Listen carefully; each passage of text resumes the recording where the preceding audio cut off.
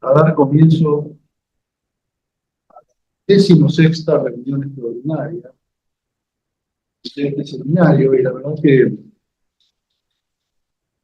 para los miembros de este seminario es una reunión que nunca hubiéramos querido hacer.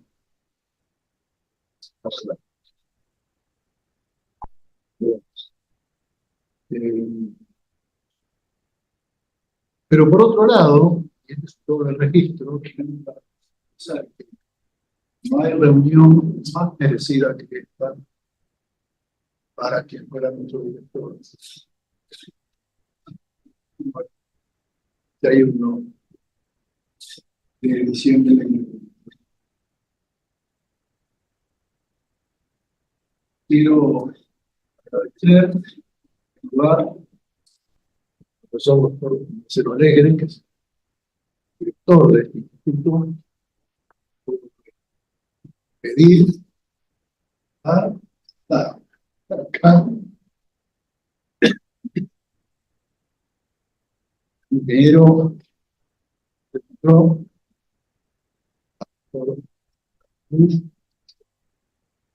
y Guillermo Sandler, por haber aceptado de que refieran aspectos de la personalidad del querido él. Me van a disculpar. Me cuesta bastante.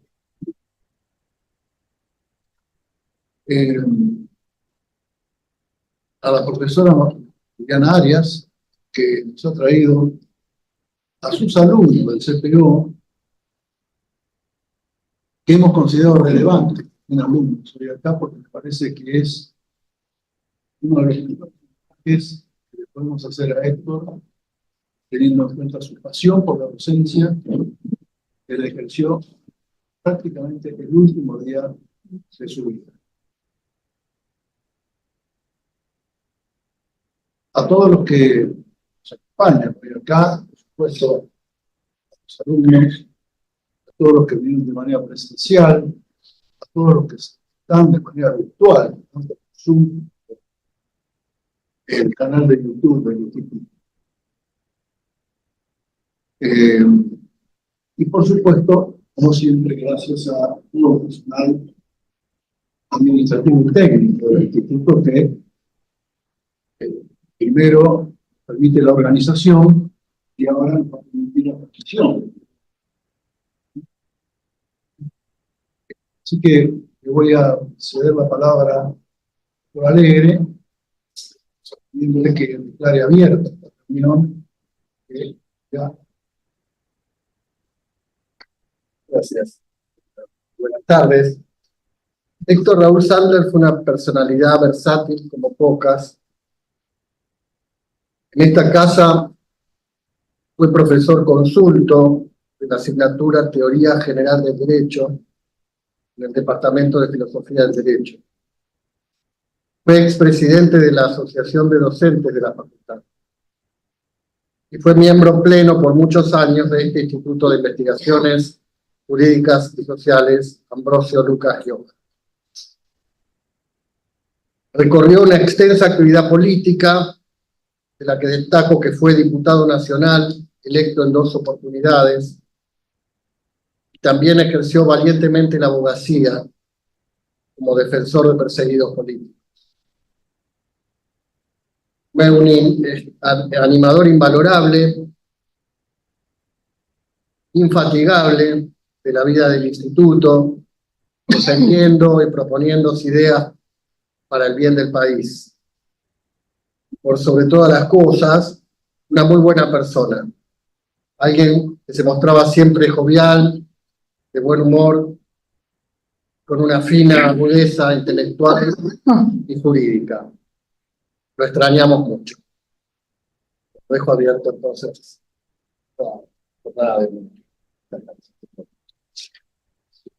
Bueno. ¿Que me siente ahí? Bueno, yo voy a hablar sobre... Primero lo voy a presentar. Quiero que me mandó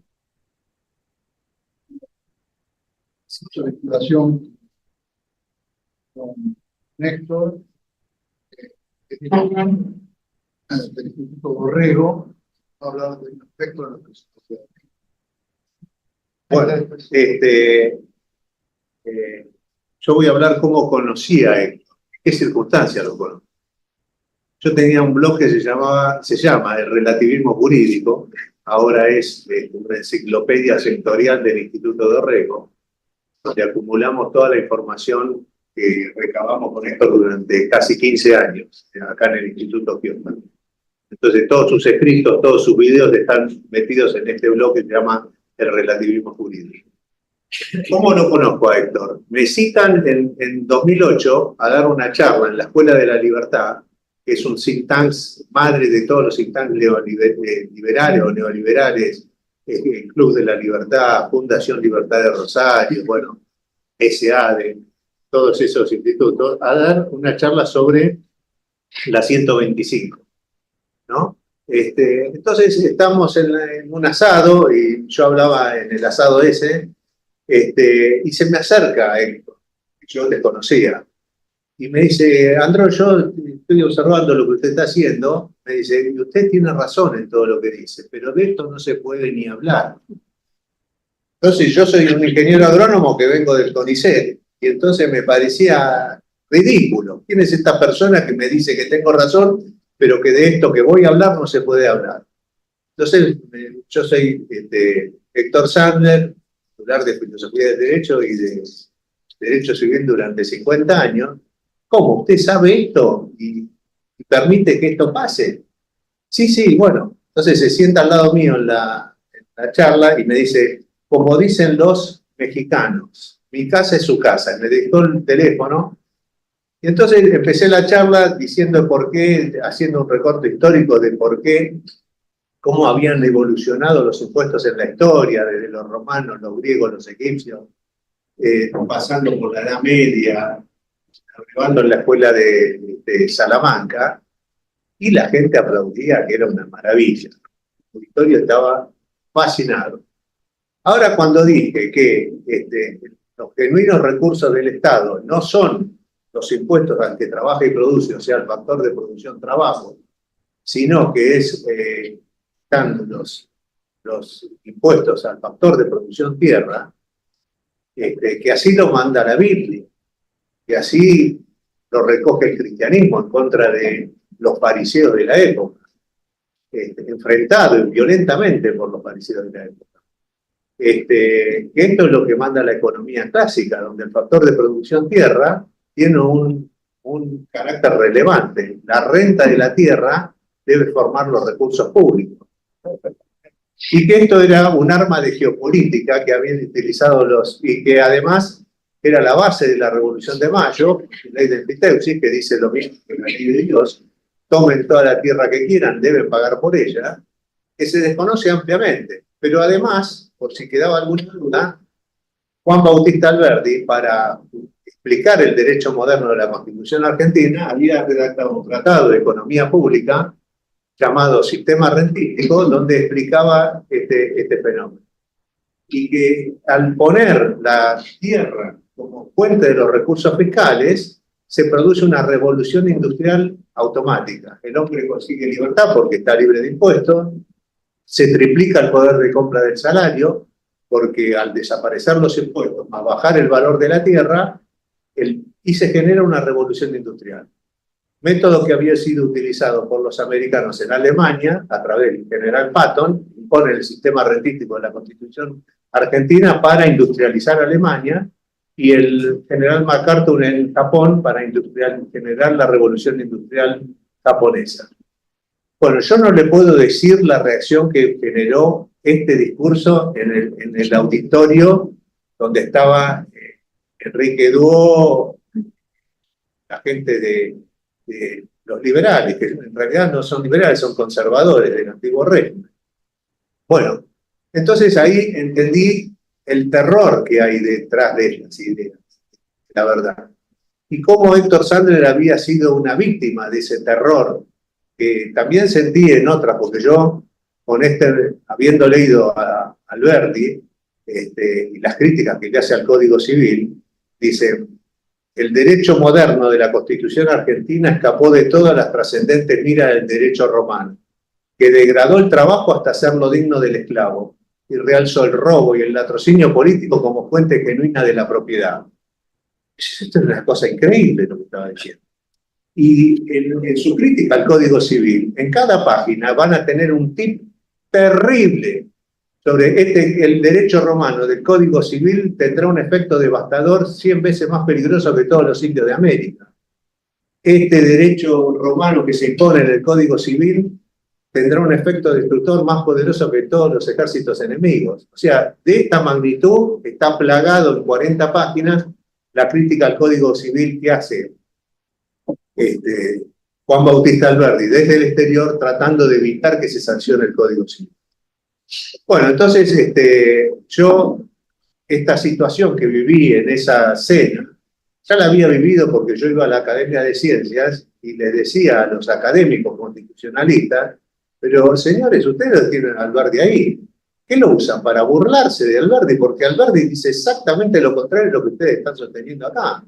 Entonces me generaba un clima, cállese, censura, por favor. Bueno, finalmente después de haber ido y resultar, o sea, yo no quería molestar, yo quería sacudir a esa gente para que vean lo que el daño que le estaban infligiendo a la nación argentina al sostener un orden jurídico contrario a la naturaleza de las cosas. Bueno, yo preparé para esta reunión una charla que se llama Las fuerzas del cielo, un puente entre Héctor Sander y Javier Milei. Porque Héctor Sander tenía un carácter, en algún punto, en este punto voy a nombrar muy parecido al de Javier Milei. Milei como economista se dio cuenta de que lo que le enseñaron en la keynesianera de Córdoba son toda mentira, y que lo único que lograba era la socialización del país y la corrupción absoluta de su dirigencia política. Bueno, esto lo observaba también Héctor Sander. Pero Héctor Sander fue víctima de una persecución del imperio del terror. En 2 oportunidades tuvo que exiliarse y sufrió su familia todas estas situaciones. Entonces él estaba dispuesto a ser burlado, a ser resistido, pero no a ser perseguido. Ustedes saben que las etapas de la verdad tiene la burla, rechazo, persecución, que puede terminar en crucifixión o matanza, estudio y adopción. Entonces, Héctor lo que hizo fue tratar de, en la universidad, tratar de meter estas ideas para ver si lograba que penetren. O sea, Héctor Sander no era un profesor de derecho, era un predicador de la verdad. Esto no lo digo yo, lo decía él mismo. Y que se enfrentaba a los sacerdotes que sostenían el antiguo régimen en todas las universidades del país. Bueno, por eso yo digo que hay un paralelismo entre Héctor Sander y Javier Milei, que reconoce el daño que hace el orden jurídico reinante, económico reinante en la Facultad de Derecho, de Ciencias Económicas, que hace que en 70 años hemos tenido 78 ministros de Economía, todos con sus equipos económicos. No acertó nadie ni una sola. Por eso estamos en la situación dramática que estamos. El mejor país del mundo, como es la Argentina, en el que yo viví una juventud donde los jóvenes y los niños éramos los únicos privilegiados, a tener el 70% de los jóvenes en la pobreza más absoluta, en la miseria más tremenda y dantesca que se puede imaginar. Por eso es que lamentablemente Héctor se nos murió en el momento justo, porque lo que no se veía en épocas de Héctor, hoy se ve con toda claridad el desastre que se ha hecho a través de sostener un derecho errado. Por eso es que quería recordar, tengo infinidad de anécdotas con Héctor Sander. Por ejemplo, en el año 2010, con el bicentenario, tuvimos 2 charlas grandes, una en el aula magna. Al lado mío estaba la Patricia Bullrich, y yo hablé con esta sinceridad. Y cuando le tocó el turno a Patricia Bullrich, habló de peras y manzanas, o sea, no pudo recoger nada de lo que yo estaba diciendo. ¿Por qué? Porque Héctor Sander decía, ¿sabés qué pasa? Es como si hablásemos en alemán, no nos entienden nada. Bueno, lo cierto que para el 2010 se hizo una reunión acá en el Salón Rojo, de la cual participamos Héctor y Raúl Cuello. Yo hice un recitado de lo que decía Alberti en la crítica al Código Civil.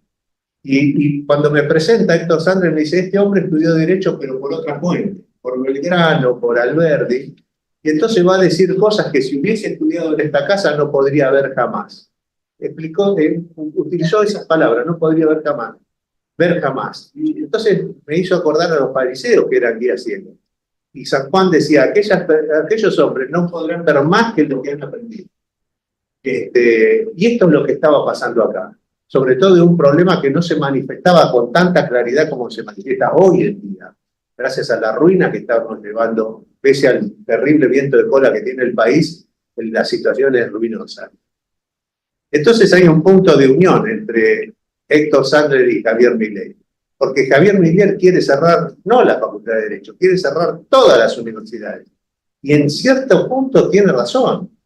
Pero yo digo, no hay que cerrar las universidades. Acá lo que hay que hacer es abrir las universidades. O sea que el pensamiento de Mayo y el pensamiento de Alberti y el que ahora ha sido elevado en su jerarquía por los trabajos que ha hecho Héctor Sandler, pueda ser recogido por toda esta juventud para dar vuelta a este fenómeno. Que conozcan cuáles son los principios belgranianos, rivadavianos. Terminamos esa exposición y Raúl Cuello me increpa, como diciendo, ¿pero usted se cree que todos los economistas somos idiotas? Entonces yo digo, Raúl, no hay una sola palabra mía. Todo lo que hice fue un recitado de lo que dice Alberti en este trabajo, ni una palabra mía. Cultivamos con el doctor Raúl Cuello una gran amistad, dimos varias charlas juntos y terminó dando una charla en este Instituto Gioja, diciendo cómo nos engañaron en las universidades del este de los Estados Unidos. Yo, siendo joven, fui a brevar ahí y en nombre de la modernidad nos pusieron premios Nobel de Economía y nosotros creímos en ello. Y después difundimos esas ideas por la Universidad Argentina sin darnos cuenta que al haber traicionado los principios de la Revolución de Mayo y el orden económico fiscal de la Revolución de Mayo, estábamos infringiendo un daño tremendo. Bueno, tengo muchísimas anécdotas, pero voy a hacer una síntesis de lo que quería venir a expresar acá, ¿no? O sea, que hechos como como el que me pasó en el Club de la Libertad, el que vivimos acá en reiteradas oportunidades, este imperio del terror que hay en el mundo de las ideas, bueno, está siendo desafiado. Entonces, en 2014, Humberto Eco dio su última conferencia para la Argentina sobre el rol de las universidades. Y entonces él dice, en las universidades, en las bibliotecas, hay una información escondida que se ha ocultado, ha salido del ojo y se ha puesto en la oscuridad. Están en las bibliotecas, dice. Y es menester a las nuevas generaciones tratar de recuperar esa información y es como si se hubiese metido en un gran microondas, dice Humberto. Debemos sacarla de la oscuridad de las bibliotecas y meterla con un gran microondas para darle vida. De esto depende el futuro de Occidente. Palabras de Humberto Eco en 2014 que también están en el blog, los videos y en su exposición escrita. Entonces lo veo a Héctor y le digo, Héctor, este trabajo que pide Humberto Eco que hay que hacer es lo que estamos haciendo nosotros en el Instituto Gioja, juntando una información de diversas fuentes y unificando ese criterio. Bueno, pero Héctor no vivió en su tiempo. Estas ideas, o sea, el problema del acceso a la vivienda, fue siempre un problema en la Argentina, porque hubo la rebelión de los inquilinos, el grito de Alcorta, en fin. Pero está manifestado claramente en los comentarios del artículo 2503 del Código Civil, propio de Almazo Berezardi, dice, hemos decidido abolir el derecho anfitéutico de la Revolución de Mayo y volver al puro derecho de los romanos. Y dice, y será el alquiler y el arriendo la forma de acceso a la tierra y a la vivienda a las futuras generaciones. ¿Qué estaba diciendo? Y esto lo observaba. Le faltó decir a qué precio, porque hoy dos ambientes en Buenos Aires sale 450.000 pesos y un 3 ambientes 560.000 pesos. Entonces estamos atacando el nudo básico de la sociedad, que es la familia. Si no hay tierra, si no hay vivienda, no hay desarrollo familiar.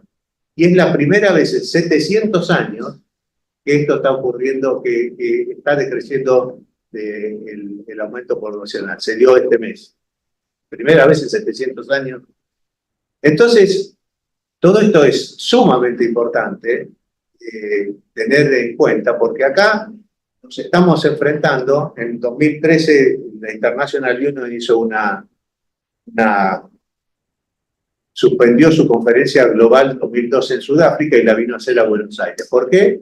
Por influencia de Héctor Sandler. Y entonces quería saber, participó el doctor Conesa con una exposición brillante, Cuello, pero el profeta Fred Harrison vino a decir que se avecinaba la Tercera Guerra Mundial. Y dio todos los detalles, que al no generar la reforma fiscal que es necesaria para el mundo, que se avecinaba la Tercera Guerra Mundial, que quedaba poco tiempo, que él no podía saber cuándo. Entonces, a continuación fue mi charla, que yo cuando se la presenté a Héctor dije, me va a matar, porque mi charla se llamaba Las Academias Nacionales y la corrupción de la ciencia económica, del derecho y de la historia. Cuando le dije esto a Héctor Sandler, me dice, brillante. Pensé que me iba a decir, no podés ir con ese título a una conferencia internacional. Y sobre el final de la conferencia, pide un tribunal Russell-Sartre para los presidentes en ese momento de la Academia de Ciencias Económicas y de Ciencias Morales, por corromper el derecho al punto de llevar a generar un genocidio, porque lo que está generándose en las clases sociales bajas argentinas, la guerra civil en pleno desarrollo que se está gestando en la Argentina. Entonces yo tuve dos observaciones para Fred Harrison. Y le digo, Fred, porque finalmente nos hicimos muy amigos. Tal es así que el día que estuvo libre se vino a Citibel. ¿Y qué hizo en Citibel? Me dijo, ¿hay una Plaza Belgrano? Compró un ramo de flores y le fue a hacer un homenaje a Manuel Belgrano. Yo me quería morir porque no hay un solo economista que sepa que Manuel Belgrano presidió un economista de talla mundial. Bueno, lo cierto es que, le digo, Fred Harrison, tu charla debió haber sido la reforma fiscal para evitar la Tercera Guerra Mundial. Charla que di la semana pasada en el instituto, que se llama Reforma Fiscal para evitar la guerra, logrando una paz duradera y justa, porque la paz que se consigue con la guerra no es ni verdadera ni justa, por eso rebrota. Está en el instituto, en la International Union, fue la semana pasada para el Día Internacional de la Tierra. Lo cierto que, bueno, di mi charla y a continuación vino la exposición de Héctor Sandler, que se llamó Sociedad traumatizada por el orden jurídico. ¿Y qué hizo Héctor Sandler? Héctor Sandler le explicó, o sea, yo fui adelante como le gustaba a él que vaya, diciendo las cosas como son. Y él tratando de justificarlas. ¿Por qué está pasando todo esto? Entonces a mí, yo no entendí esto, porque siempre decía, Héctor era el campeón mundial de los eufemismos. No quería lastimar a nadie. Dice, tus palabras lastiman, es muy difícil hablar con vos porque tus palabras lastiman. Y yo vengo atrás jurando, porque todo este orden fue creado de esta situación.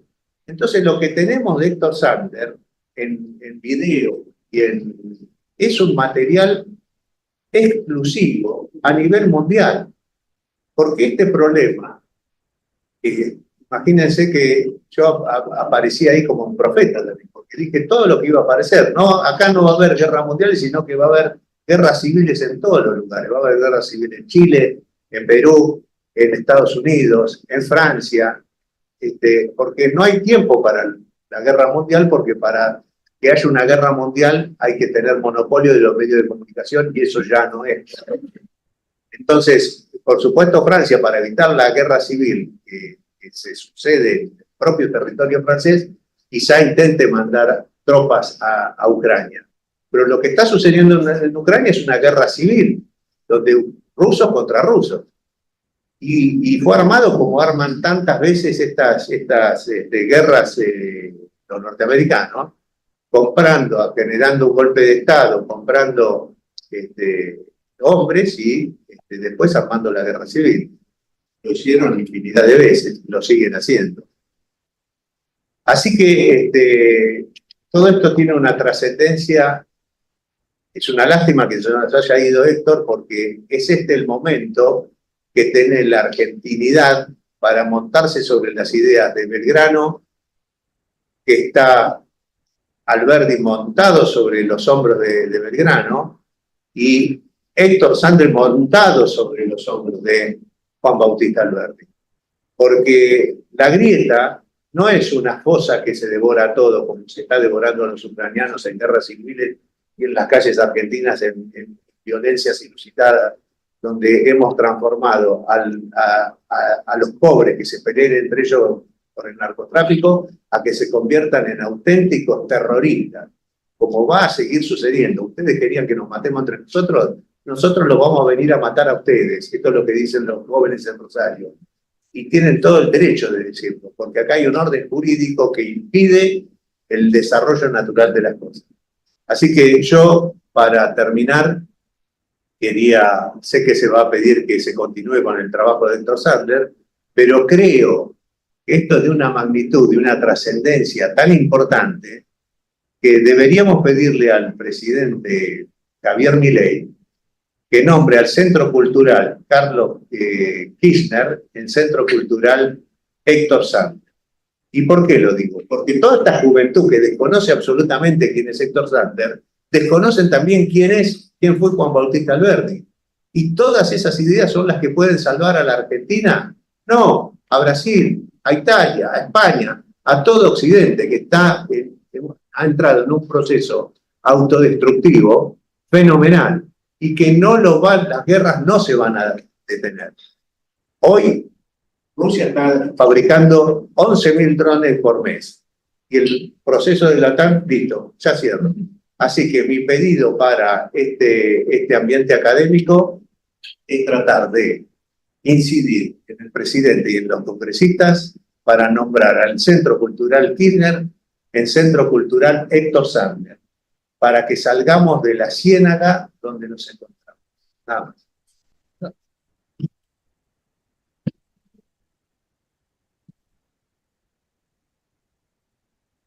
Voy a pedir a...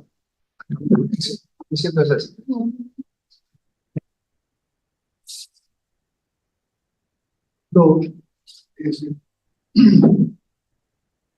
abogado,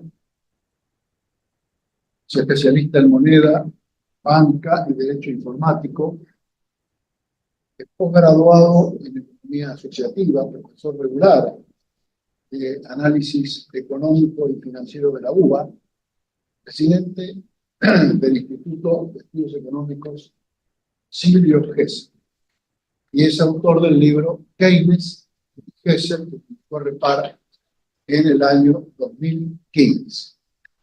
Bien, muchas gracias. Bueno, buenas tardes a todos los presentes.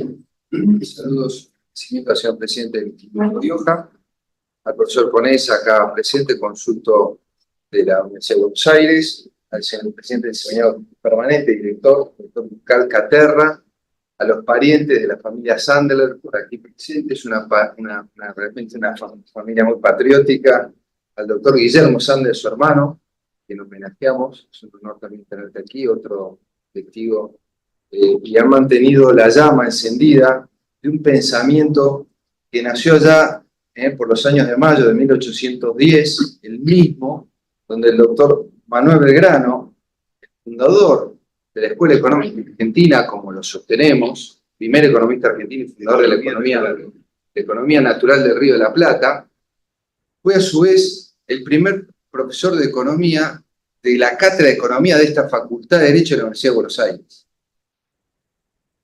que además es el origen de la Facultad de Ciencias Económicas, 100 años después, exactamente de la calle Córdoba. Acá se formaban los economistas y acá se sostenía la doctrina económica de lo que hemos dado en nominar la Escuela Económica del Río de la Plata, que el doctor Héctor Sandler, hasta la fecha de su fallecimiento, sostenía honrada, valiente y sobre todo muy consistentemente, a la que tenemos que recuperar para sacar de la postración a nuestro país y a la población, no solo injustamente postergada, sino en una neblina, ¿no es cierto?, de ignorancia inducida, como decimos con el ingeniero Andró y varios más, por desinformación, falta de la enseñanza correcta para recuperar aquella tradición que nos hizo grande, la de generación del 80, pero que nadie sabe bien de qué se trata. Y es este prestigioso Instituto Gioja a quien agradecemos e invitamos a que demos continuidad al estudio, a las publicaciones y al trabajo denodado que hizo Héctor Sandler, como otros de sus parientes, para continuar con esta tarea en forma permanente, o a la figura de un seminario permanente, eventualmente serios proyectos de investigación de los que el país carece. Volviendo a la fuente de la Facultad de Derecho de la Universidad de Buenos Aires, cuando esta fue fundada, y lo mismo que en la Facultad de Ciencias Económicas, que se perdió en el camino, y así es como tenemos casi a la mitad de la población bajo el nivel de pobreza, porque los políticos argentinos están asesorados por economistas que nos han llevado a esta situación. ¿Por qué? Tenemos que leer a Héctor Sandler y a quienes han sido miembros de esta clásica y vieja doctrina económica, que no es más ni menos que la economía clásica, con componentes muy particulares que la República Argentina ha dado al mundo, que tampoco se estudian, no solo en el libro mencionado de Keynes y Hessel, hay otros más, y que la buena doctrina liberal y desarrollista moderna en el mundo ha adoptado. Citamos el trabajo del profesor Eduardo Conesa, aquí presente, su manual de economía política, que se dicta en la Facultad de Derecho, como muestra que los países del siglo XX se han desarrollado aplicando esas políticas. Los Estados Unidos han sido adalides. ¿Y dónde aprendieron? Aprendieron de la Argentina de la reforma de 1899, de la reforma monetaria y de la reforma fiscal, que en ese momento la generación del 80, como nos contaba el doctor Conesa, se utilizaba como régimen impositivo el sistema de la contribución territorial. Hoy algunos la llaman sistema de rentas, que era lo que le mencionaba Sandler, o más modernamente, algo más concreto, práctico y ejecutivo, es el impuesto a la tierra, al valor venal de la tierra libre de mercados, que tiene su origen en la economía clásica y en la obra de Manuel Belgrano, y de otros economistas españoles y criollos que escribieron en la época del virreinato en la Argentina sobre este tema, y también en la tradición de los Habsburgo, después discontinuada por los Borbones, donde se volvió a la propiedad privada absoluta, que dicho sea de paso, en el derecho anglosajón no existe. El derecho anglosajón, tenemos el caso de Australia, donde está lo que se llama Queensland, tierra de la reina, allí la tierra es del rey, ahora la tierra de la reina. Y rige el principio de la propiedad privada secundaria, como dice el Papa Francisco, Papa argentino, hoy de la periferia del centro, por algo lo habrán llamado, con un pensamiento que busca renovar o quizás remover algunas estructuras que hoy están llevando al mundo a un fuerte conflicto económico, como viene pasando cíclicamente, por lo cual invitamos no solo a trabajar sobre la obra de Héctor Sandler, sino de toda esta línea de pensamiento económico argentino que se basa en la economía clásica.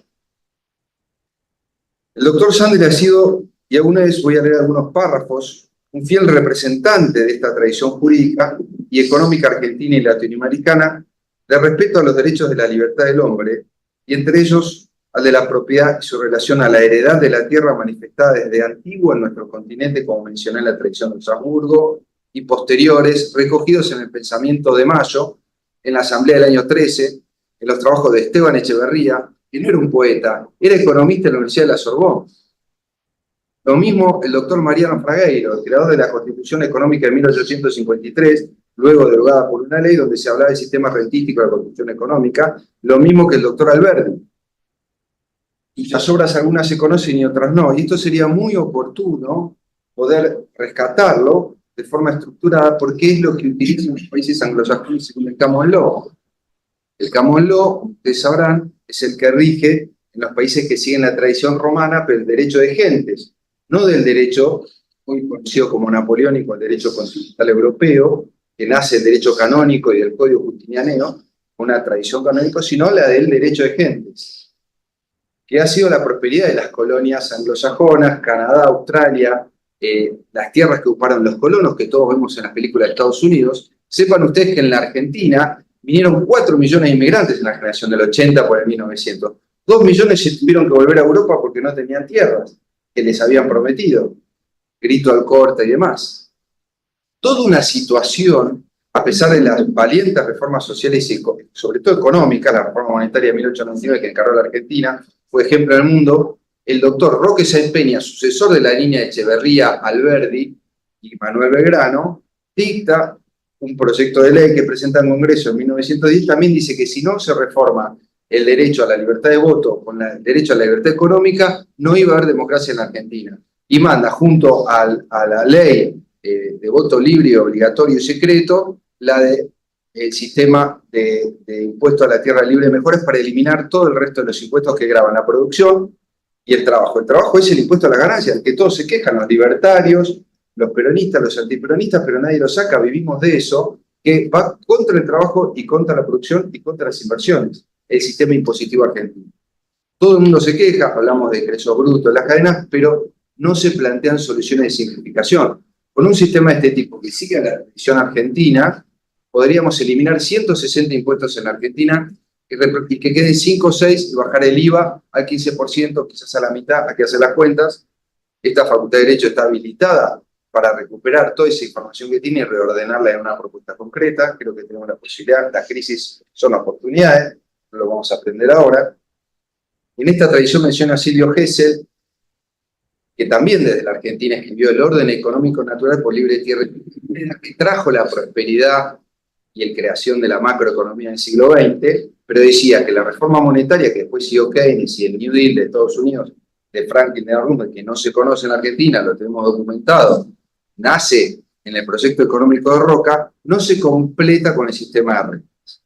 Así que mejor, porque tenemos cosas por hacer. Hay mucho por hacer en la Argentina. Y entre los sucesores de Silvio Gesell y Roque Sáenz Peña, y la línea que mencionaba, está el ingeniero Mauricio Miravent, que lo quiero mencionar gracias al profesor Guillermo Sandler, el padre de Morris, creador del rock nacional, que además lo creó en Villa Silvio Gesell, en homenaje de Carlos Gesell al padre de Silvio Gesell, creador de la economía natural. Información, lamentablemente, que la mayoría desconoce y que tenemos pocas fuentes de acceso, pero que nos va a permitir reconstruir un orden jurídico y económico como nos merecemos, como está implantada la Constitución argentina. Luego de Miravent quiero mencionar al profesor Raúl Cuello y al profesor Skornik Gerten, que presentaron ambos, uno en el gobierno de Onganía y otro en el gobierno de Cámpora, sendos proyectos de impuestos a la tierra libre de mejoras.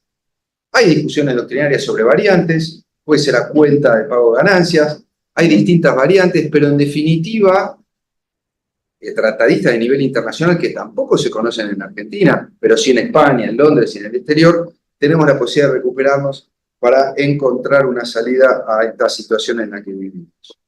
El significado de la tierra como heredad común a nuestra raza y condición de antaño en América, donde había abundancia de tierras, es condición y carácter singular de su obra y su prédica, ¿no? De Héctor Sandler, porque allí centra justamente el origen del ordenamiento jurídico, porque es la fuente del derecho fiscal y a su vez fuente del derecho económico.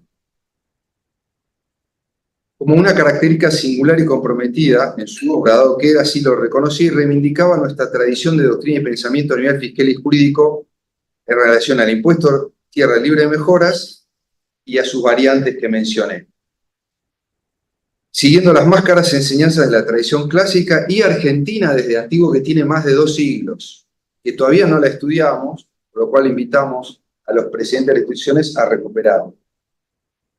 En este sentido fue un continuador, como dijimos, de la obra y el pensamiento del fundador de la Escuela Económica del Río de la Plata, que él reivindicó en forma permanente, que fue fuente de escuela de economía, incluso de las inglesas que son tributarias de las argentinas.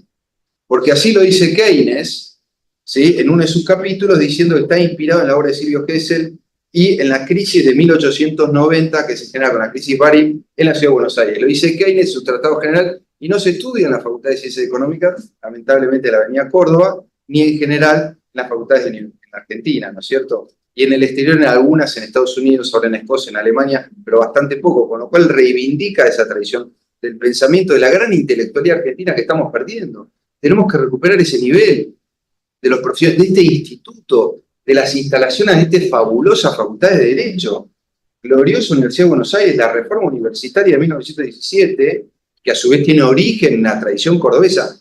La Argentina tiene universidades más antiguas que los Estados Unidos, señores. Grandes intelectuales, profesores y tratadistas. Miren en lo que estamos. Miren lo que hicimos con el país. Y además, podríamos seguir detallando, pero volvamos a nuestra línea de Manuel Belgrano, como mencioné Esteban Echeverría, Fragueiro, Alberdi, Gesser, Roque Sáenz Peña, y contemporáneamente Raúl Cuello, Connie Gerten y Héctor Sandro. También quiero mencionar al presente que nos honra con su presencia, el doctor Eduardo Conesa, que ha presentado en la Cámara de Diputados del Congreso de la Nación un brillante proyecto de ley que no ha sido tratado por una de las bancadas ni la que representaba sobre el impuesto a la anual de la tierra libre mejora a cuenta del impuesto a las ganancias. ¿Sí? Esto le vendría muy bien, inclusive a la gente de campo, porque pagarían muchos menos impuestos. Y se triplicaría el valor de los ingresos, ¿sí?, salariales, se duplicaría la producción en 10 años, y no estoy exagerando, porque es muy baja la producción, tenemos capacidad instalada del 50%, ¿sí? Y permitiría, por supuesto, ir rápidamente a un superávit fiscal y terminar con este problema de inflación. No es tan difícil, hay que enseñarlo, hay que mostrarlo, y hay que fundarlo en la tradición económica argentina, fuente de tradiciones económicas internacionales. También voy a mencionar rápidamente que Adam Smith también tuvo su fuente de origen en el Imperio Español, en otro rioplatense argentino, que es el gran oidor y economista Juan de Matienzo, en 1548, que escribió el Tratado de la Moneda y propuso el sistema de la oferta y demanda agregadas concurrentes al mercado. Por supuesto que hablaba de microeconomía, pero habló de sistemas políticos y dijo que las fuerzas concurrían y se entrelazaban como una mano invisible para conseguir el precio justo en la intermediación de los bienes. Y no habló del patrono, sino del libre mercado y del sistema de precios. Cosa que Adam Smith toma 200 años después de un argentino, por adopción, como fue Juan de Matienzo. Así que imagínense la riqueza y el yacimiento que tenemos con relación a esto y al futuro de que el mundo se encuentra en la encrucijada. Nosotros somos defensores de la libertad y del derecho natural, cosa que en el mundo se está perdiendo y tenemos todas las posibilidades de recuperarlos.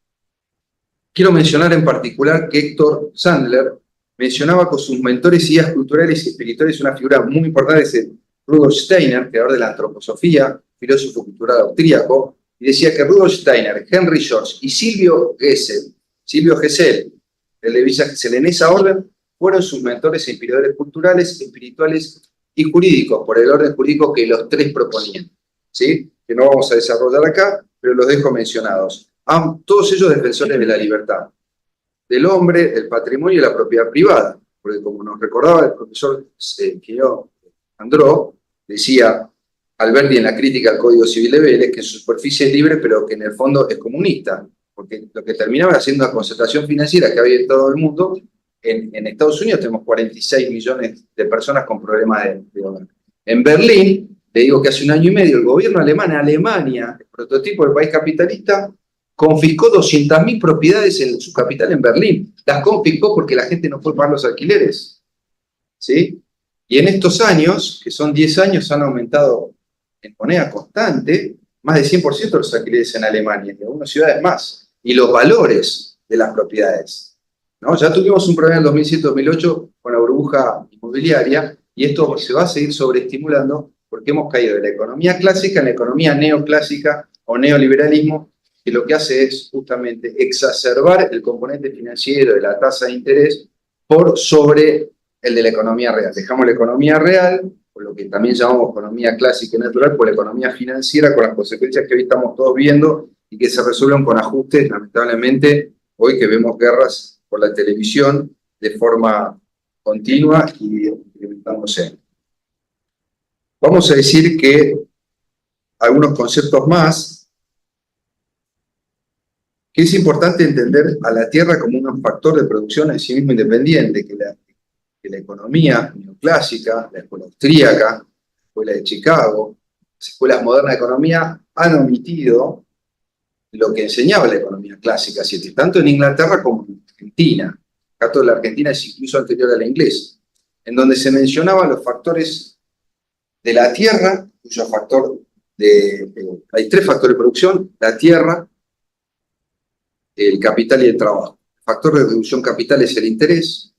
El interés, hablamos del interés, que es la ganancia de los bienes de capital, o final. También hablamos del trabajo, que es el salario, y la tierra es la renta. Si nosotros omitimos estos tres factores a la tierra, tenemos capital y trabajo en una dialéctica hegeliana de destrucción permanente, comunista o de cualquier tipo clasista, en donde el conflicto no tiene solución porque uno se saca al otro, cuando en realidad lo que llamamos economía natural, la economía clásica, necesita de la consideración del factor tierra, no solo para recaudar fondos, sino para estructurar en forma balanceada la economía y la base del desarrollo. Si esto está omitido en la técnica, no lo vamos a poder resolver, porque desde la base del axioma no contamos con el elemento y la metodología para poder llegar al resultado que pretendemos. Esta anterior distinción nos mueve al compromiso de continuar con la obra de Héctor Sandler, con su legado de difusión, enseñanza, con su estudio e investigación, publicaciones y realización de los más altos ideales expresados en el pensamiento de Mayo, como dijimos, y en nuestra Constitución Nacional en su preámbulo, que pretende asegurar los beneficios de la libertad, ¿sí?, a todos aquellos hombres que quieran habitar en suelo argentino. Para cumplir ese mandato, tenemos que ir a las bases que la conformaron y a los pensadores que conformaron la redacción de esta Constitución. Si no, vamos a tener los 6 millones de niños pobres que tenemos ahora. 6 millones de niños pobres. ¿Qué futuro va a tener nuestra población? ¿Cómo van a ser nuestros dirigentes dentro de unos años? ¿Ustedes se imaginan lo que va a hacer esta facultad? ¿Lo que van a hacer los dirigentes políticos? ¿Ven la música y la cultura que estamos generando? El retroceso. En la década del 70, antes del proceso militar, la pobreza era del 6%, más o menos, un desempleo del 5%, un desempleo de rozamiento, ¿cierto? Digamos, casi en la doctrina inexistente. Hoy estamos 10 veces más en las dos grupos, ¿no? Porque tenemos un subempleo, que es ocultar un desempleo. Es decir, no está funcionando el sistema, parece que no lo vemos, nos quejamos, pero las soluciones no aparecen y nos peleamos por la televisión. Así que sería bueno recuperar las bases que nunca debimos haber perdido en este sentido. Vamos al tema de generación inducida. Ya expliqué, esto es llamativo también, y quiero hacer una invocación al Papa Francisco, más allá de los pensamientos y ideologías que tienen. ¿Qué es lo que propone en sus encíclicas? Que es muy raro. Se hace llamar Francisco, por San Francisco, defensor de la naturaleza, los animales, hermana Luna, hermano Sol, y él pretende volver a incluir a la Tierra en el cálculo económico. Lo dice en su magisterio, en el encíclica Evangelii Gaudium, en Laudato Si, siguiendo la doctrina cristiana antigua. Pero es importante entender que él habla de techo, ¿ustedes se dieron cuenta? Techo, tierra y trabajo. Y hablan de reforma agraria, revolución, está diciendo techo, tierra y trabajo. Es de todo sentido común. Y hay un ataque furibundo. Pero el techo, para la doctrina jurídica y económica argentina, es lo que se llama capital, una casa, un camión, una máquina para producir bienes. Tierra, no lo tengo que explicar, lo acabo de decir. Tierra, capital y trabajo. ¿Qué está diciendo de raro? ¿Cómo nos vamos a asustar por eso? ¿Qué están diciendo nuestros dirigentes y nuestros economistas? Dicen que es comunista. Yo lo pongo como ejemplo de posibilidad de recuperar la doctrina económica argentina, que puede o no ser cristiana, católica, porque todas las religiones, desde el libro y de la enseñanza mosaica, atienden a la tierra como una heredad bíblica. Así que tampoco estamos diciendo ni nada revolucionario ni nada novedoso, es volver al sentido común. Por eso, dicho esto, que tenemos la solución sobre la mesa, que la economía clásica y científica que nosotros llamamos natural del Río de la Plata, está servida, están los trabajos de Héctor Sandler, están afirmaciones, hemos hecho el Instituto Silvio Gesell, el Instituto Luca tiene una larga tradición de autores, como mencionaba también el ingeniero Guillermo Andrón. Así que, digamos que si la economía tiene su origen en el ordenamiento jurídico y fiscal como primordial del orden económico, esta Facultad de Derecho, y en particular este Instituto Gioja, tiene la posibilidad de continuar con la herencia del pensamiento intelectual, no solo de Héctor Sandler, sino de la gloriosa doctrina jurídica argentina. Bueno, muchas gracias, y esto era lo que... Muchas gracias. Quédese.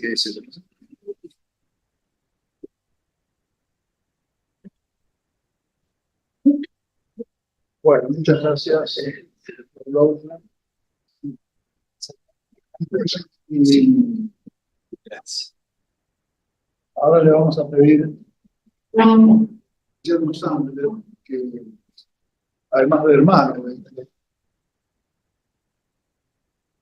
es licenciado en Economía, profesor de posgrado de la UBA, becario del Servicio Alemán de Intercambio Académico. Y es autor, entre otras numerosas obras, en coautoría del libro El progreso económico con justicia social. Más recursos con menos impuestos.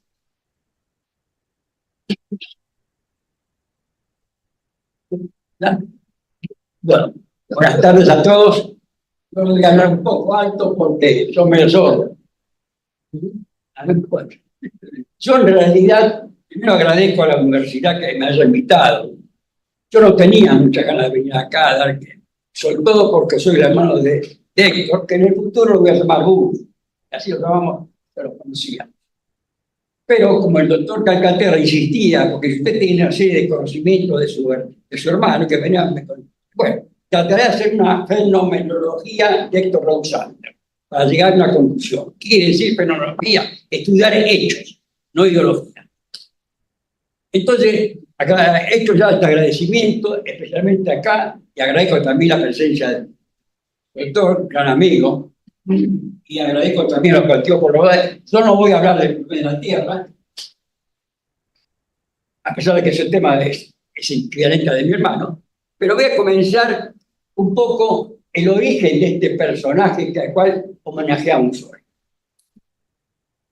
Somos tres hermanos, ¿cierto? Mi hermano Ernesto, que falleció, mi hermano Julio, que acaba de fallecer, y yo que quedo todavía más cerca del arpa que de la guitarra. Y mi padre nos mandó al Otto Krause porque pensaba que era una escuela alemana. Entonces los tres fuimos al Otto Krause. El primero fue Héctor, después nosotros dos. Primera idea. Héctor Sandler sobre 45 puntos sacó 40. Yo saqué 35, escasamente. Ese fue el primer paso. Yo me recibí de químico industrial, mi hermano Ernesto se vio de maestro mayor de obras, y el que acá sacamos, al cuarto año, plantó bandera, dijo, yo quiero ser ingeniero aeronáutico. Entonces mi padre lo mandó a presentarse a la que era recién creada Aviación Argentina, a Córdoba. En Córdoba se presenta el examen, ¿y qué puede sacar Héctor Sandler? ¿Cuál parto de todo lo que se presenta? Pero se presenta un hecho negativo para Héctor Sandler. Lo llama el director y dice, mire, usted es el cuarto en la cámara, pero usted no va a poder ser ingeniero aeronáutico. ¿Cómo no? Porque usted viene de una escuela industrial, de lo cual ya manifiesta lo que somos como país, que es muy difícil de modificar. ¿Cómo que no? Porque usted viene de una escuela industrial. ¿Cómo industrial? Nosotros estudiamos análisis matemático, geometría analítica, física, química, botánica. No, tiene que ser un bachiller que realmente tiene nociones generales y nada más. Bueno, ahí fue el primer show. Ya se quería ir, pero después se adaptó a la escuela de aviación porque era una cosa muy simpática, recién creada, sirve a una serie de amigos. Ese fue el primer caso. La nota esta y la otra. Se recibe de alférez. O sea, dentro se recibe de alférez. Como no podía ser ingeniero, no quería ser piloto, fue al servicio general y se dedicó a ser instructor, primero en la escuela de suboficiales y después instructor en la escuela de aviación. ¿Y qué se le ocurre?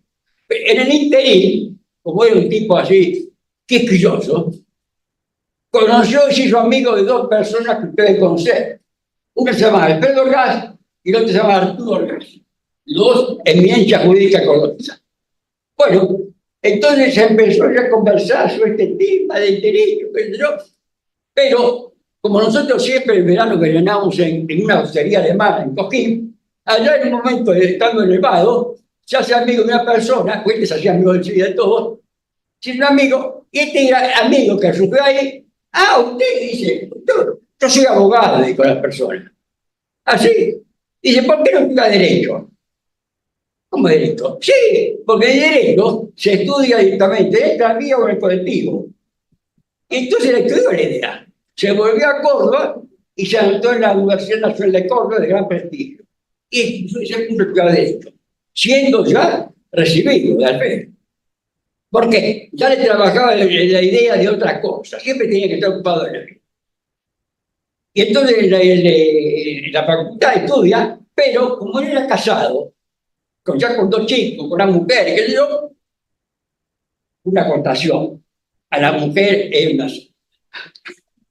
una santa, porque haber aguantado a mi hermano 70 años estuvo casado. Es una santa. Bueno, entonces en ese momento, ya que estando de derecho, insistiendo, y ya daba clases en la escuela de aviación. Y entonces, ¿qué se ocurrió? Estudiar por su cuenta geografía económica. Que eso le valió mucho cuando fue después diputado nacional, este conocimiento. Bueno, se siguió ahí y en un momento seguía la carrera. Él, a los demás que eran todos solteros, compañeros, lo mandaba a la facultad para ver lo que pasaba y él hacía los informes para que cada uno rindiera la materia. En un momento, en el año 55, estalla la Revolución Libertadora. ¿Qué pudo haber hecho Sergio Sandler? No está de acuerdo. No se oponía, no se oponía, pero no está de acuerdo porque ya hay mucho desorden, mucho desorden. Entonces, los amigos lo enviaron a Chilecito. Eso nos entramos. Como no sabíamos dónde estaba mi hermano, mi cuñada, mi hermano Andrés y yo íbamos en un jeep en medio de la revolución buscando a mi hermano. ¿Dónde está este loco? Bueno, ahí nos enteramos que estaba en Chilecito. A los 4 o 5 días volvió a Córdoba. Bueno, siguió ahí trabajando, no, volvió a Córdoba, otra nota característica de Dos Andes. No pidió el retiro, como lo vimos nosotros los argentinos. Él no pidió la baja. ¿Está claro? Para dedicarse completamente de la Fuerza Armada. Y tanto, digamos, ya ahí asume como interventor en la provincia de Córdoba el brigadier Gallardo. Este que era un mendocino muy agradable, necesitaba un secretario privado. Y aquí no ocurrió el andaduro, le dijo, acá tengo la personalidad para usted, Héctor Sánchez. Y lo puso ahí en el despacho. De lo cual vino muy bien, porque se enteró y conoció a todos los políticos preferentemente radicales, a Ilía, a todo el mundo, a todos los radicales, porque Córdoba estaba prácticamente en dominio cordobés. Bueno, está ahí, aprendió mucho toda esta tramitación, conocer a la gente, qué sé yo. A lo poco tiempo, el mismo gobernador lo nombra interventor en el Consejo de Educación. Miren ustedes ya la trayectoria que va llevando estos años, ¿eh? Él no pide nada. Él directamente le ofrece la cosa, interventor. Bueno, perfecto. Va a ser interventor en el Consejo el Consejo Profesional de Asiento Educativo de Córdoba es más o menos autónomo como la Universidad de Córdoba, la Universidad de acá.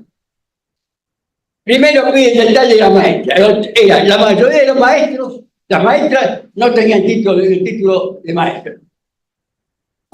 No tenían título de maestra. Lo primero que hizo, un estatuto, un programa para capacitar a los maestros. Después, otra alternativa, hay que le lleva a la secretaria, le lleva la lista de maestros que había que nombrar. La primera que figuraba en el nombramiento era María Ángela Ayala de Sandler, su mujer. Dice, pero ¿cómo? ¿Me pone a mi mujer primero? Sí, ¿sabes? Es costumbre que hay siempre cuando la esposa de un interventor pone a la mujer. Mi mamá dice, vaya, corrija esto, saca a mi mujer y a los demás lo voy a firmar. Otra característica de Dos Andes. Después había un consejo de maestros que, digamos, asesoraba al Consejo de Educación. Estaba acéfalo, lo habían echado todos y algunos se habían ido y otros se habían echado. Y echaron preferentemente a uno que era comunista, que era el más brillante maestro de la zona. ¿Qué pudo hacer estos años? A buscar al maestro. Esto me hace acordar lo que pasó con De Gaulle y Monroe, que le imputaban a De Gaulle, que diciendo, ¿cómo usted es un comunista? Y dice, mire, yo no lo contacto por comunista, yo lo contacto por intelectual. Bueno, este hombre lo organizó todo el consejo, hizo un estatuto de docente, increíble. Para que tengan una idea ustedes cómo funciona el país, funcionaba y funciona. Una persona dice, sí, acá hay un nombramiento en Río Cuarto. Sí, soy yo. ¿Cómo usted? No, porque el nombramiento me lo dio en Río Cuarto, pero no estoy con usted acá. Un desastre, un campo. Esta es la manifestación de aquella época, pero la también. Borges tiene un libro de Inquisiciones, tiene una acotación que se llama el liberalismo criollo, vale la pena. Bueno, en el momento, cuando él ya era nombrado ya y dictaba el torno, ya se recibía de abogado. Se presentó como abogado. Pero en ese momento, siempre estaba con un amigo y dice, che, Sánchez, mirá, estamos por formar un partido. ¿Por qué no venís a ver vos lo que tratamos?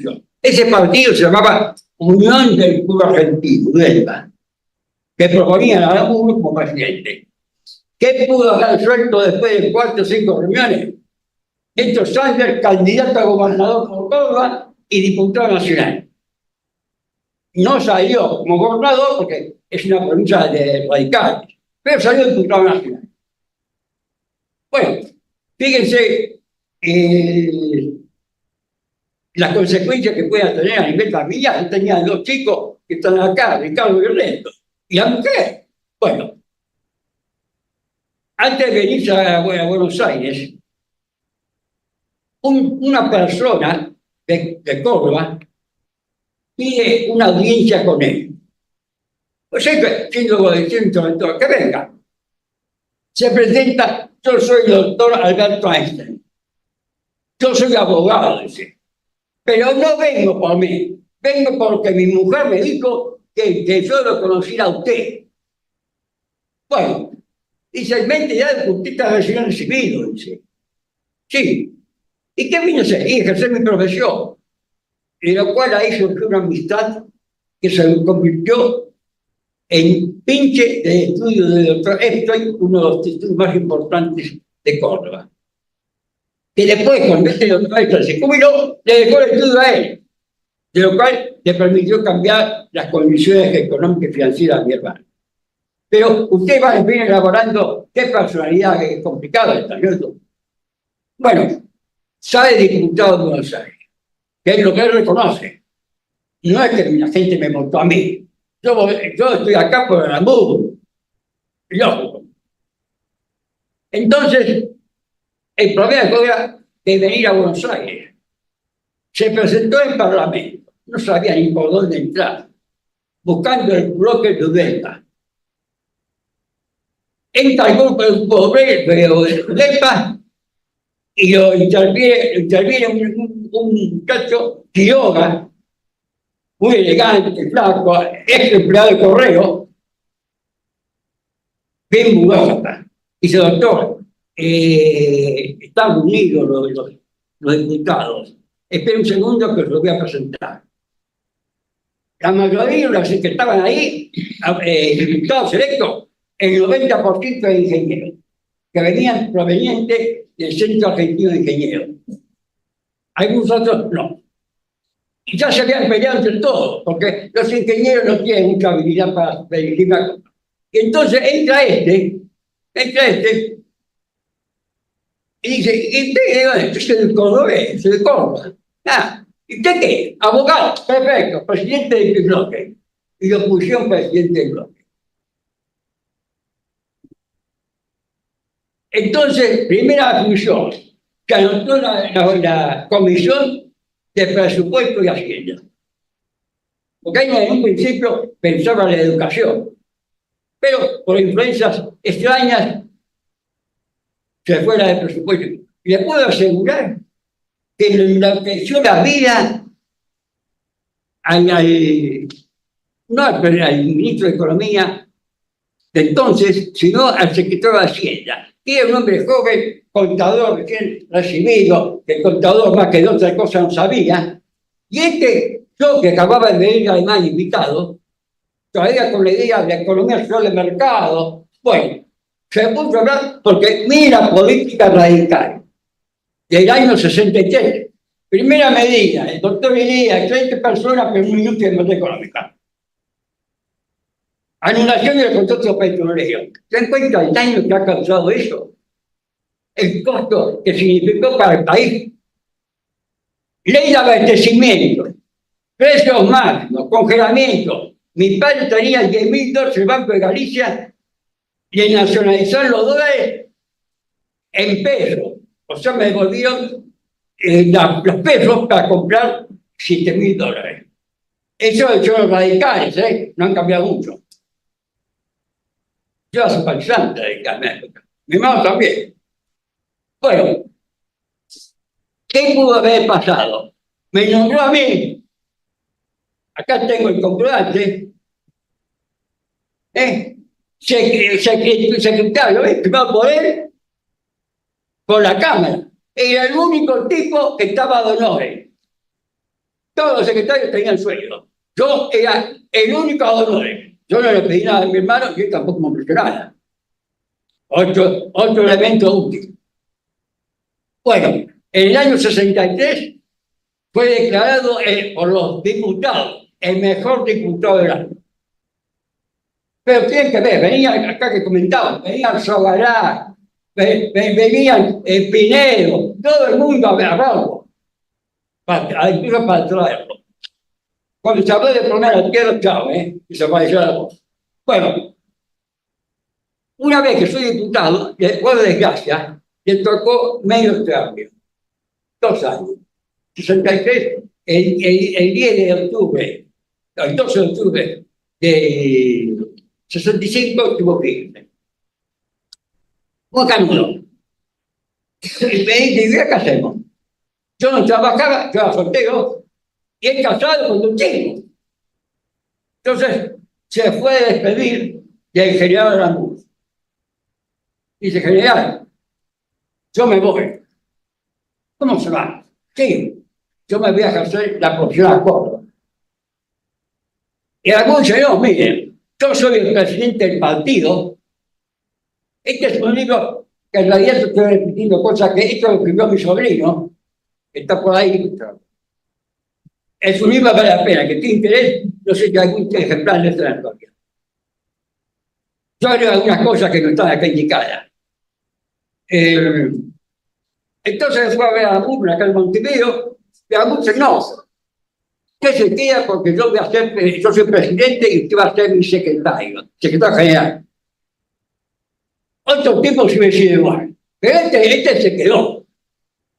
Oiga, sin ninguna posibilidad de trabajo, no que lo conocía a nadie. Pero el ingeniero Bernard, que era del grupo del círculo de ingenieros, le ofrece una oficina en Paraná 26, que ahora tengo que hablar del periodo Paraná 26, es de novela, Le dice, te tengo ahí un edificio que acabo de terminar, te doy una oficina de alquiler, es 6.000 pesos mensuales, 6.000 pesos de alquiler. Bueno, yo sabía que tenía un amigo a la vuelta, de acá el Sarmiento, a comprar unos muebles muy pobres, todos de chapa, un escritorio más grande para él, más para mí, un archivo, eso todo. Un carpintero del Congreso, eso aparte de la división, bueno, no puse mal. Es para el 26, piso 11, tenía 43. En un momento, yo bajo mi ascensor, y aparece un tipo funebrero, todo así con sombrero, ropa negra, con un maletín de esos así chiquitos, que lo único que llevan adentro es una Alemania, una guatí. Entonces, yo aquí, porque yo soy el síndico de la quiebra. Ah, la flauta. Entonces digo, venga, venga. Sepa mi mago, che, acá viene el síndico de la quiebra. se va a pasar. Él me lo hace pasar a su escritorio, cierra la puerta, me toca el timbre el doctor Lawson. El desesperado había comprado las dos oficinas de contrafrente, una para la mujer que era escribana y la otra para él que era abogado. Y este trabajaba con un socio, una persona que usted debe conocer, que era el doctor Berger. Pero este no estaba nunca porque era presidente del tribunal de La Pampa. No estaba nunca. Bueno, desesperado, llorando, no te hagas problema, garzón, ya lo vamos a arreglar. Primera medida, dejamos de pagar la alquiler. Primera medida. Bueno, cuando me iba a hablar con el síndico, le sacó el nombre del constructor, de todos los propietarios, y a partir de ese momento, al primero que llamamos al constructor, que era llamaba Kuckerman. Eran casi todos cursos del 11, muy buena gente. Y este constructor no tenía ni la escuela primaria terminada. Grandote agarraba la guía y hacía así la partida. Entonces empezamos a conversar con él. Y después llamamos a todos acá los propietarios. Diciendo, señores, miren, nosotros acá hay 13 millones, una hipoteca por 13 millones, para levantarla necesitamos que paguen una cuota. Vengo al remate, todo arreglado, todo arreglado. Al remate, en la calle 25 de Mayo, y ahí la liga es una oferta muy reducida, y después salimos nosotros, yo entregamos una cometa, si no se quedaban, se fueron, y mi hermano terminó comprando el edificio. El edificio terminó en manos de Tosar. Bueno, fíjense, estábamos en la lona, yo sin trabajo y tampoco, se produce esta situación. Entonces, mira, ahí apareció, él había hecho el posgrado y el doctorado en Córdoba, que en la tesis se llamaba La representación y los actos jurídicos. Esto le vino al pelo por lo que va a hacer ahora. Fíjense cómo lo ha pensado siempre. Llama uno por uno, última nota, y ahora sí, la segunda llamada a los inquilinos fue, esto para comprar, pero esto es un horario, eran 46 oficinas, yo lo cabe, de los cuales permitió que haya un desahogo económico familiar, fundamentalmente. Me acuerdo que había todo el uso del no, si hubo la gente, había un chiquito así, decía, yo estaba lista, yo no pago, decía. Antes de darle, yo no pago. Yo me pagando todo. Y muchos de esos después resultaron un cliente de mi hermano. Bueno, ahí ya cambió la situación. Yo me fui a terminar mi carrera, que le había dejado inconclusa por este problema, y mi hermano se trasladó a un estudio más grande. Y después tuvimos juntos muy grandes, pero a este distrito, acá en Paraná 26, vinieron desde el presidente de Amuru a Sogaray, Piñero, y dos personas que hay que comentar, que hay que comentar. Se llamaban Antonio Manuel Molinari, que si ustedes van por YouTube, no por YouTube, por el Mercado Libre, ahí el libro de él se llama ¿Por qué muere la libertad? Un libro extraordinario. El profesor Romero lo probó como excelente. Y el ingeniero Villavén que comentaban acá. Estos dos, Molinari, fue nombrado por Perón, cuando Perón era vicepresidente, presidente del Consejo Agrario Nacional. O sea, Perón tenía estas ideas, Después yo lo veo. Y entonces, Villavén, que es un tipo de un campo en Chivicol, alto industrial, sacaba el día de democracia y apoyaban a Perón.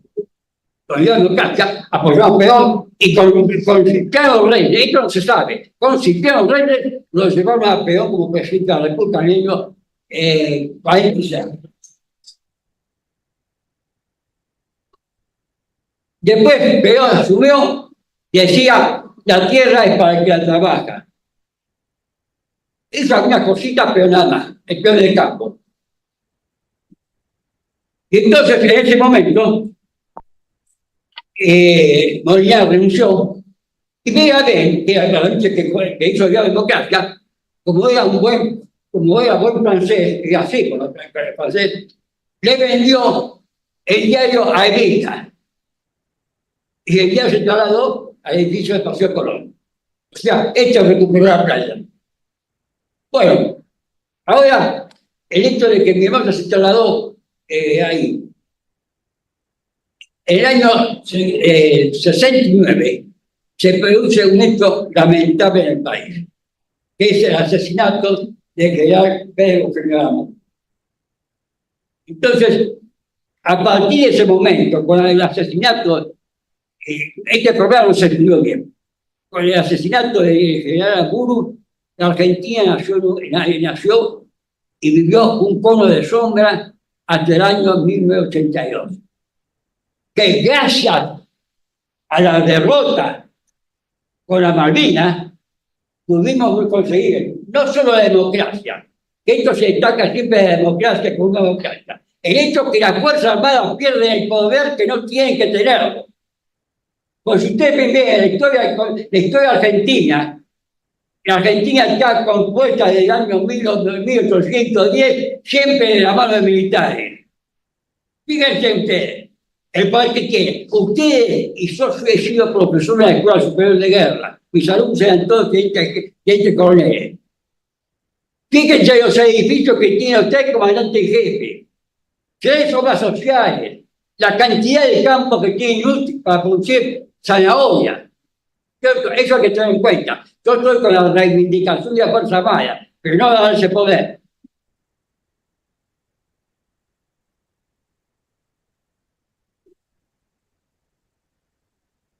Bueno, entonces esa icono de sombra, yo ya no estaba con mi hermano, yo ya estaba, ya me había recibido trabajando en agricultura, después en Ministerio de Hacienda, daba clases en la Universidad de La Plata, la Universidad de acá, ya no estaba. Y mi hermano estaba en el campo más político que económico. Ahí los que pueden saber mejor del tema son mis dos sobrinos, acá Ernesto y Ricardo, que estaban al lado de él.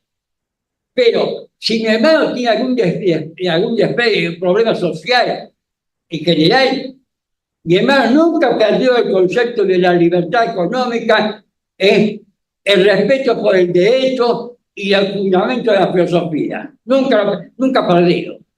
Si no son los crápulas, esos compañeros de él, por ejemplo, el doctor, el comodoro Cachardones, el Doso, que fue ministro, y toda la pandilla esta, que se daban cuenta que mi hermano se había superado ampliamente. Esa es la realidad. Por eso mi hermano es anunciado, fíjense qué mala fe, en el acta institucional del 76 aparecen todos los peronistas y aparece mi hermano en el PMS. ¿Se dan cuenta? Eso le ha producido un daño terrible a mi hermano. Entonces, de esta segunda etapa no quiero hablar. 2 cosas quiero mencionar. Mi hermano tuvo dos exilios. ¿Cierto? Uno por la fuerza y otro por las Fuerzas Armadas. Salió del país vestido con un nene en el brazo. ¿Y llevado por quién? Por el avión del padre de un muchacho que había estudiado en esta facultad. Le ofreció nadie, ningún amigo ofreció nada. Este muchacho joven le permitió trasladarse a Montevideo. Con los pocos dólares que tenía, se fue en bus hasta Río de Janeiro. Y ahí se tomó un avión a México. Lo recibió muy bien. Este es el otro hecho. El decano de la Facultad Autónoma de México le ofrece la cátedra de Filosofía del Derecho. Mi hermano no venía de Derecho, era especialista puro en Derecho Civil. Pero le puso una condición: tiene que rendir examen como todos los mexicanos. ¡Oh! ¿Qué pudo haber hecho este oso? se compró todo el libro de Conchita y una buena base filosófica. Se compró todo lo que había en México, filosofía y derecho. ¿Y qué pasó? Ganó un concurso. Fíjense la historia de este hombre.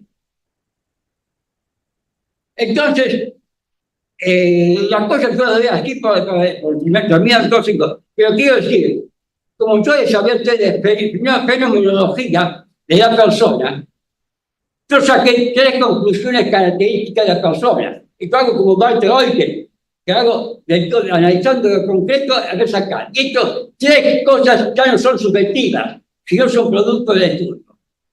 Una inteligencia excepcional. Segundo, una mente germánica para los estudios y las investigaciones. Y tercero, una honradez kantiana. Acuérdense que Kant, acá el principio dice, convierta tu principio en un principio universal. Defendía a todo el mundo cuando consideraba que había un derecho.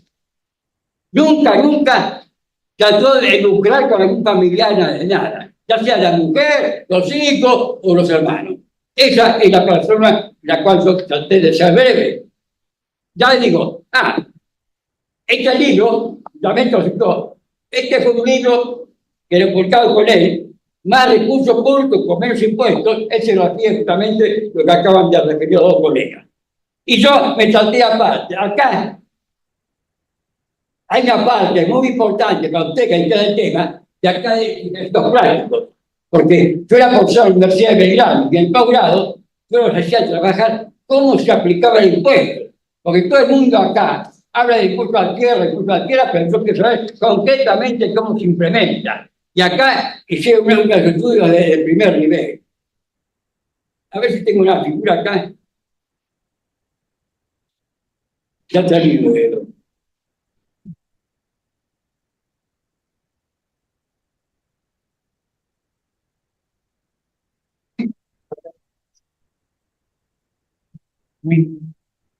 no buscar la cosa en una pared. Bueno, para que tengan una idea de ustedes, cómo lo que dicen ellos es correcto, y debería encararse el problema. La Argentina, yo hicimos con mi hermano un mapa con todas las formas de Argentina en Europa.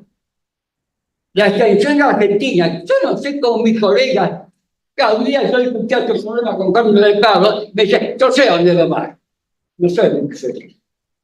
La Argentina va desde Portugal a Ucrania. Te digo a ustedes, de acá, de Portugal, de un extremo a Ucrania, es la tensión que tiene Europa con la Argentina. Pero con la diferencia, que Europa tiene 405.000 habitantes, 450 habitantes, y nosotros tenemos 45. ¿Está claro? O sea, este no es un invento mío ni de todos los colegas. ¿Cómo los juristas acumulados, que son los economistas, yo defiendo siempre de esto? Una vez intenté estudiar derecho de la plata y estudiaba como un loco y me sacaba 4. Digo, no, esto no es para mí. Pero los juristas, yo siempre digo los economistas, porque los economistas se creen, sobre todo los contadores, se creen porque tienen 10 o 12 materias de economía, saben de derecho, no saben de derecho. Entonces, yo digo siempre que el derecho es el sustento de la economía, no es al revés. Y la verdad, lo veo el señor Benviné, los problemas que tiene, porque no aprueba la parte jurídica. El derecho, las chanzas, son las 2 caras de la moneda. El que estudia el derecho tiene que saber economía, el que estudia economía tiene que saber derecho. Acá se separaron, por ejemplo, esta es la famosa facultad, que no se ha dicho acá, Facultad de Derecho y Ciencias Sociales. Le comemos los sociales, ¿qué es derecho entonces? Esa es una normativa para ganar un peso, por favor. Bueno, estoy por terminado. No sé si el libro sería disponible, eso. Y este está, creo que se puede comprar, no sé, sí, demás. Bueno, eso es todo. Pero teníamos una reunión a las 6. Gracias. No sé si lo claro. Tenemos que cerrar, pero sé que Acá, Guillermo, ¿quiere decir algo? Ahora tiene la oportunidad. Si no, me olvidé una cosa decirle. Me olvidé una cosa. Mientras hermano atendía a todos estos paisanos de 11, yo me dedicaba en la pila chiquita a escribir un libro que le dije a mi sobrino, ¿por qué no lo trajiste? Se llamaba Expansión Económica Social. Donde yo contaba todo lo que me había hecho el Parlamento. Y se podía hacer a Milei. O sea, lo que Milei está diciendo ahora, mi hermano lo dijo en el año 1963. Una pregunta, autor. Usted hizo un estudio buenísimo sobre el impuesto a la tierra en la ciudad de Buenos Aires. Sí. Demuestra que con un impuesto a la tierra del 1%, se puede recaudar más que con todos los impuestos que se cobran actualmente en la ciudad de Buenos Aires. Claro. El impuesto a la tierra no puede evadir el título de propiedad. Es interesante que usted diga dos palabras sobre eso. Mire, entonces el libro nos ha agarrado mala época, la epidemia. Pero acá, acá todavía los la mitología.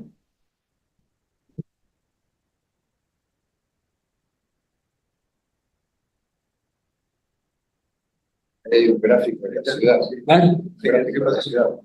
No, yo no quiero.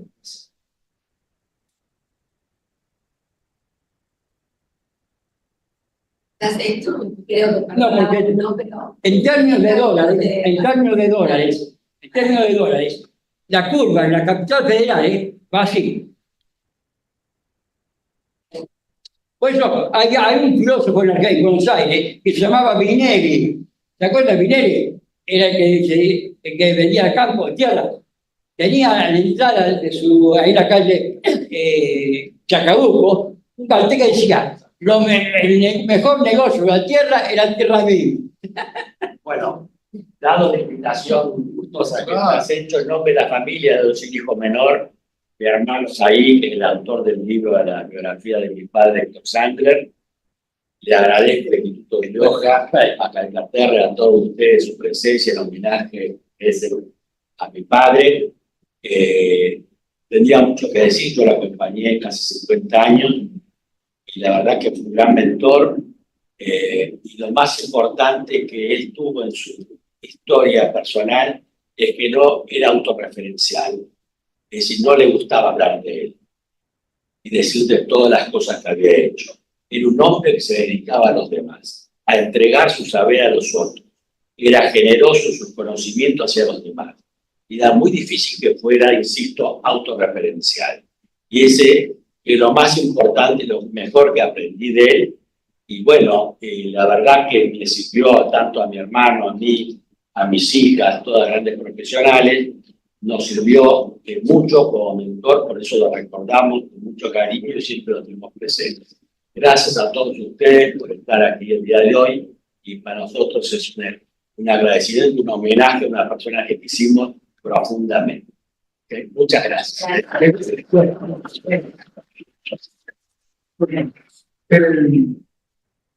muchas gracias a todos. Nosotros, como miembros del seminario, ya no tenemos más tiempo, entonces yo voy a tomar un poco la palabra, los iba a invitar, pero no No podemos mejorar el silencio. pero lo que le quiero decir es que esto, el seminario, nos enseñó la libertad. Realmente nos dio una libertad enorme. Y bueno, así este seminario pudo hacer todo lo que hizo en estos 14 años que él lo dirigió. Personalmente, yo aprendí de Héctor a encontrar ángulos de observación respecto de cosas que me parecían imposibles de resolver. Y No voy a olvidarme nunca las clases de economía, de derecho, creo que por acá traje de cultura en general, que me daba en el lugar que más apreciábamos. Yo lo iba a visitar, que era la cafetería enfrente de la casa de él. Y acá están las servilletas donde él me enseñó todo esto. Un montón más que las voy a abordar toda mi vida. Que esto era así. Enseñaba toda oportunidad y muchas veces yo Gracias.